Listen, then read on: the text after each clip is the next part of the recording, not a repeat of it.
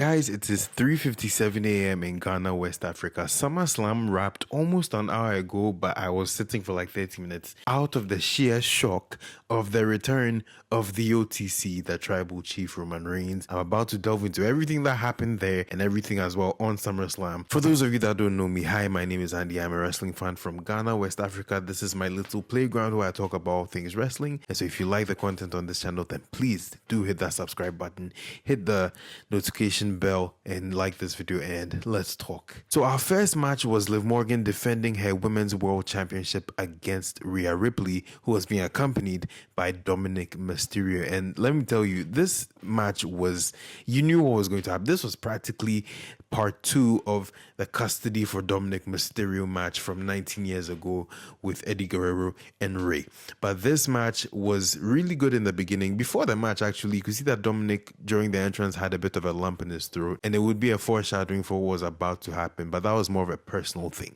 Regardless, when this match started, Liv was trying to duck Rhea. There was one spot where finally, when they started the action, Rhea hit the turnbuckle and dislocated her shoulder, but then popped it back into place later after hitting the announce table. Bit of a wild moment. There was a moment where Liv dived onto Dom after Dom pushed Rhea out of the way, saving her in the process. Rhea, for the most part, had the match won at parts, but just wanted to punish Liv. Then there's the part where Liv Morgan grabs a steel chair from outside, gets into the ring, but Rhea thwarts that attempt and is about to use the chair for herself, but Dominic stops her, saying that she doesn't need to use it, else she would lose the match and not be able to win her title back. And then later, after Rhea got, I believe, a near fall on Liv, Dom tossed the chair into the ring, attempted to distract the referee, but Liv ended up using the chair to her advantage, delivering the oblivion to Rhea onto the chair and got the 1, 2, 3.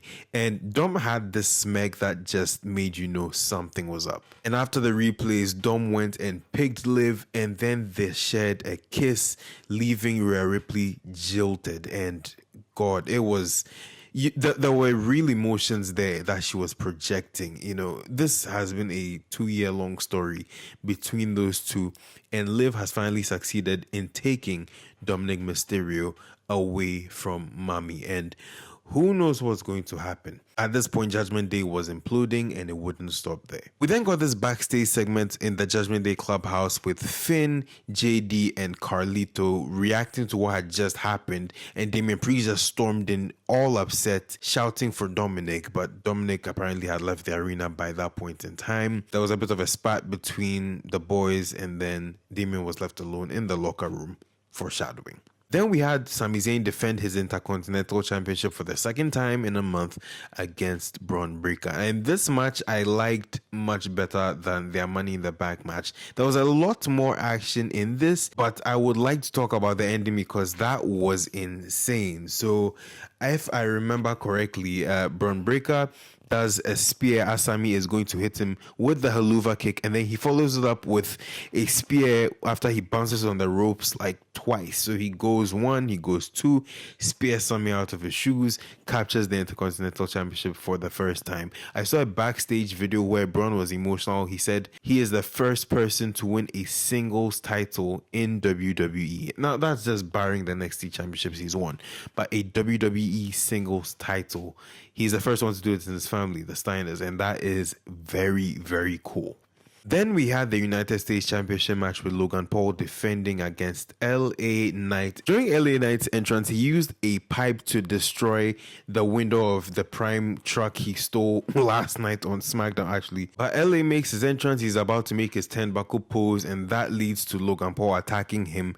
For about a good 5 minutes, these two men did not step into the ring, so the match could not start. But once the match started, it was great. The two have undeniable chemistry. They have it. It's undeniable. Since I'm trying to rush through this, once again, the ending, you had Logan Paul looking for brass knucks. He actually ended up getting a chain, and he used it on LA Knight, so it pushed him away for a bit, and he was preparing for a backshot lariat when he ended up getting caught into a BFT.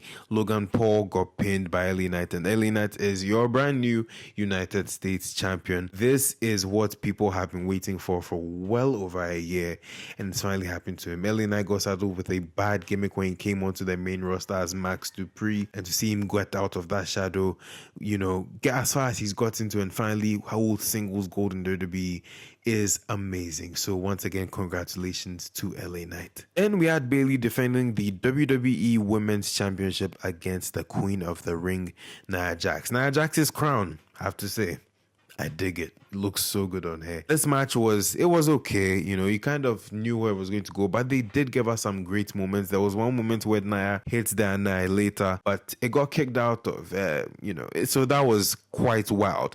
But then you had the moment where Tiffany Stratton also tried to cash in her Money in the Bank contract, and dare I say, had it not been for Bayley thwarting her, I think she would actually have gone on to cash it. It was not a distraction, as she will try to play it off subsequently. She will try to play this off on future episodes of WWE programming. This distraction led to Nia completely dominating Bayley, slamming her, giving her not one but 2 annihilators in order to capture the WWE Women's Championship. And this is Nia Jax's first title since 2018 after she beat Alexa Bliss at WrestleMania 34. So I am very excited to see what the dynamics between Nia and Tiffany Stratton are, particularly since Tiffany Stratton was looking at Nia's belt after she won it. So it's going to be really good what happened, and we're here for the ride. And then we had Drew McIntyre versus CM Punk with Seth Freakin Rollins as the special guest referee. And I'll say this, and I don't remember if I said it in my predictions video, but I've been holding this sentiment for a while. I was really afraid that Seth would end up overshadowing both Drew and CM Punk, because Seth is quite the character on his own. Thankfully, did not happen. Now, Seth, I have to say, great referee attire. It was one of the best I've ever seen. It was a bedazzled referee shirt with sabu pants, as CM Punk would call them later in the match. And these two men just slugged it out from the opening bell. Granted, yes, they did have a few interactions with Seth Rollins. Seth did let some things get away. It didn't devolve into no disqualification match territory, thankfully, which was really good. Now, there is a moment in time where Drew pulls out the AJ and Larry bracelet, and that sets off CM Punk. He manages to knock it off his wrist and knock him out in the process, and he's crawling to this bracelet, but as he gets hit by Drew McIntyre, the bracelet flies onto another part of the ring mat. Seth notices it, and for safekeeping wears it on his left wrist, I believe. CM Punk, I think, hit the GTS at one point, and Seth had to now rush back into the ring and was executing the count. CM Punk had problems with him counting the way he was, which was a normal pace, but CM Punk was expecting a faster pace, so this led to an argument between both men, particularly after CM Punk also noticed that Seth was wearing the bracelet. For a second, Seth actually forgot he was the referee and was going off on CM Punk, but then Drew hit CM Punk into Seth, and then something else happened. My memory is fuzzy. Then Drew hit a low blow onto CM Punk, and then a claymore, and then Seth counted, and Seth was very reluctant to slap the mat for the 3, but he did it because it was his job. Afterwards, he left the ring, and Drew McIntyre walked away the winner. So, there's quite the dynamic there. This match was far better than I expected it or thought it would be, and I appreciate the work that all 3 men did to make this match one of the best of the night. I really, really enjoyed it. And then we had Damian Priest defending his World Heavyweight Championship against Gunther. Now, before this match, there was a moment between Damian and Finn in the Judgment Day clubhouse where Damian apologized for snapping at Finn, and Finn was like, don't worry about it, but hey, I know you said you don't like anyone to be in your corner, but if you do need somebody there, if you ever change your mind, just say the word. And so that was the teaser that something was going to happen, and it did, because during the match, now let me just talk about this match was insane. There were a lot of chops, there were a lot of potatoes, possibly looked like they were potatoes, but there was one spot where Gunther was cut just above his left pec area. So it was really cool to see that visual, but Gunther kept fighting. And then Finn Balor rushed to ringside area out of the crowd, I presume, and was slapping the mats trying to encourage Damian to win. Damian at some point was able to hit the Reckoning, I believe. And then as he's going for the pin, Finn drapes the leg of Gunther on the rope, so it forced a rope break, and Damian realized this after a replay. The betrayal got him, but then Gunther got him in this chokehold. Damian reversed it into a package type pin and almost got the win, but right after he went lunging straight for Finn, but then Gunther powerbombed him twice, I believe, and then put him back into the headlock, which made Damian pass out.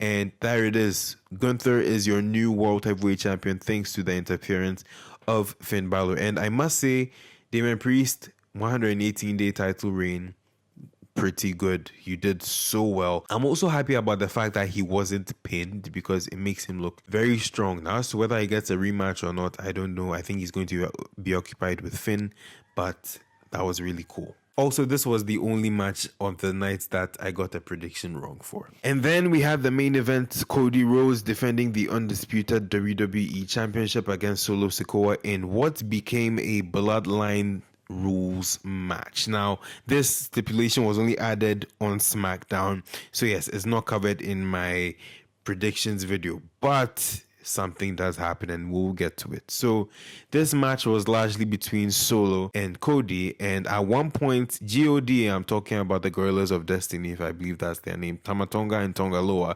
start to attack Cody, and it looked like Solo would get the win. He didn't. Then Kevin Owens, Randy Orton came at different times to even the playing field and took the Tongans to the back. So now Cody was pretty much doing work, and then Jacob Fatu got into the ring, practically destroyed Cody, laid him out, dragged Solo to try to pin him. It did not work. Jacob decided to take things a step further, so he laid Cody on the announce table and he does a frog splash from the top turnbuckle onto the announce table, but it looks like his shin hits the edge of the announce table, so he was selling it. It was a very smartly done thing because of what would follow. So Solo gets increasingly frustrated since he cannot put Cody away. Cody manages to hit a super Cody cutter. Both men are laid out, and then you hear the I Am Greatness WrestleMania theme for Roman Reigns, and Roman Reigns walks out of the entranceway for the first time in 4 months, and this return was epic. He had a new t-shirt, OTC, standing for Original Tribal Chief, and he was trying to contain all of his emotions in, and that's something I really loved. You know, Roman Reigns is quite good at compartmentalizing his emotions. He said it before in interviews, so that's how I'm adding this Eastern egg thing. But either way, Roman hesitated for a bit, then he ran into the ring, delivered a Superman punch to Solo Sikoa, and then a spear, gave a nod to Cody, got out of the ring. Now Cody was a little apprehensive, was like, what the hell is going on? But he gave a crossroads to Solo Sikoa whilst all looking at Roman Reigns. Got the 1, 2, 3, and Cody is still your undisputed WWE champion. But there was a clear respect between the two of them.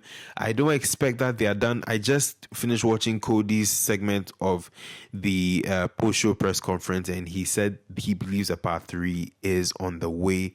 But guys, Roman Reigns coming back. I am so excited. This was the best moment of the night. Now, I love that he came back with the I Am Greatness theme. That theme is evolutionary. It's such an evolution of the character of the Tribal Chief. Now, mind you, we haven't seen the Tribal Chief as a face, you know, so that's going to be a very interesting take. I don't think he should change who he is. Definitely dropping the narcissistic tendencies and whatnot, since he's going to be working on the other side. But regardless, I enjoyed SummerSlam 2024. I want you to leave your comments down below. Let me know what you thought about this event. Check out this video that YouTube is recommending.